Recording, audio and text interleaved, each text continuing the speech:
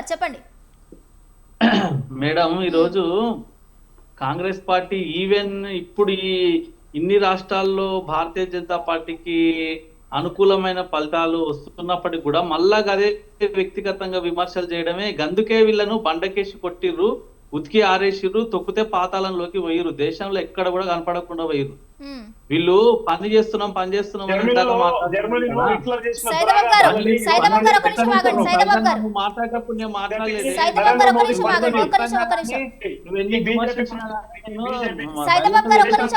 రాజునేత గారు మాట్లాడిన తర్వాత మళ్ళీ నేను మీకు టైం ఇస్తాను, ఒక్క నిమిషం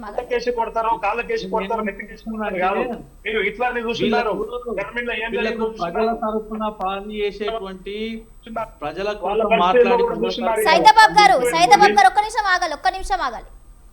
నేనేమంటున్నా అంటే వీళ్ళకు ప్రజల తరపున పని చేయాలి, ప్రజల కోసం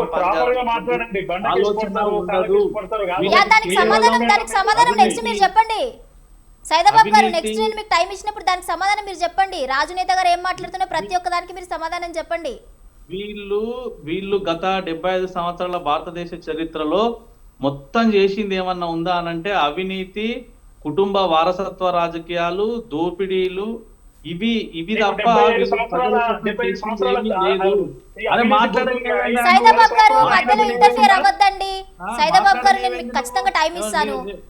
ఒక్కనే ఇక్కడ వచ్చి ఇద్దరు ఒకటేసారి మాట్లాడారు అనుకోండి, అసలు ఏం మాట్లాడుతున్నారు అర్థం కావాలి కదా. కరెక్టే సైదాబాబు గారు, ఒక్క నిమిషం ఆగండి. ఏ విధమైన అవాస్తవాలు మాట్లాడినా సరే, మీకు నచ్చని వర్డ్స్ ఏం మాట్లాడినా కూడా తర్వాత మీకు టైం ఇచ్చినప్పుడు మీరు మాట్లాడండి. చేయడం మంచిది కాదు. ఈరోజు రాజనేత గారు అన్ని రాష్ట్రాలలో విజయ దుందుబి మోగిస్తున్నది. మొట్టమొదటిసారిగా భారతదేశ చరిత్ర ప్రభుత్వాన్ని కోట మీద ఈరోజు భారతీయ జనతా పార్టీ జెండా ఎగరేయబోతుంది. ఇది చాలా శుభ పరిణామం. ఈ దేశాన్ని రక్షించేటువంటి పార్టీ ఏకైక పార్టీ అని ఈరోజు వెస్ట్ బెంగాల్ ప్రజలు 100కి 200% నమ్మిరు కాబట్టి ఈరోజు భారీ ఆధిక్య దిశగా ఈరోజు ఓట్లు వేసి ఈరోజు ప్రభుత్వాన్ని ఏర్పాటు దిశగా వెలువడుతున్నాయి. మేడం,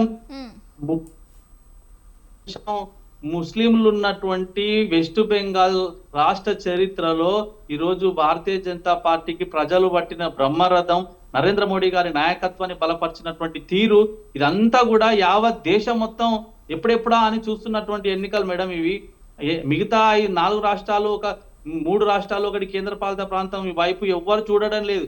కేవలం వెస్ట్ బెంగాల్లో ఏం జరుగుతుంది, ఏం జరగబోతుంది, 294 స్థానాల్లో మళ్ళీ మమతా బెనర్జీ రాష్ట్ర ప్రభుత్వాన్ని ఏర్పాటు చేస్తుందా అక్కడ అని చెప్పేసి ఎంతో మంది ఈ రోజు అక్కడి వైపు చూస్తున్నారు. కానీ ఈ రోజు మోడీ గారి హవా, ఈరోజు బీజేపీ హవా వెస్ట్ బెంగాల్లో ఈ రోజు ఏ రకంగా పోతుందో మనం అందరం కూడా చూడొచ్చు. భారతీయ జనతా పార్టీ ఇప్పటికే దాదాపుగా 21 రాష్ట్రాలలో బీజేపీ ప్రతిహాతంగా ఈరోజు దేశ పరిపాలన అందిస్తున్నారు. ఈరోజు కాంగ్రెస్ పార్టీ ఇక్కడ మేడం కనుమరుగా అయిపోతుంది. ఆ పార్టీ చరిత్రలో కాలగర్భంలో పెట్టి పార్టీ, ఈ పార్టీ నాయకులు వచ్చి ఈ రోజు బీజేపీ మీద విమర్శలు చేయడం, బీజేపీ మోడీ గారి మీద విమర్శలు చేస్తే ఎవరన్నా దీనికి ఏమన్నా అర్థం పర్థం ఉంటుందా?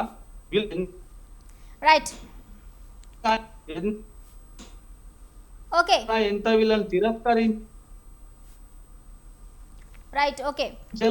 వచ్చి గదే విమర్శలు చేస్తున్నారు.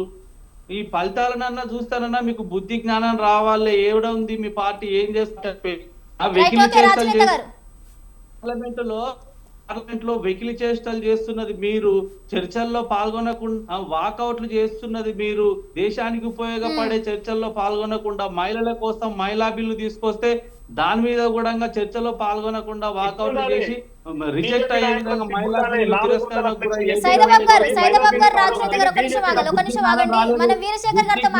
రాలేదు రాదు. ఇంకా మీకు చరిత్రలో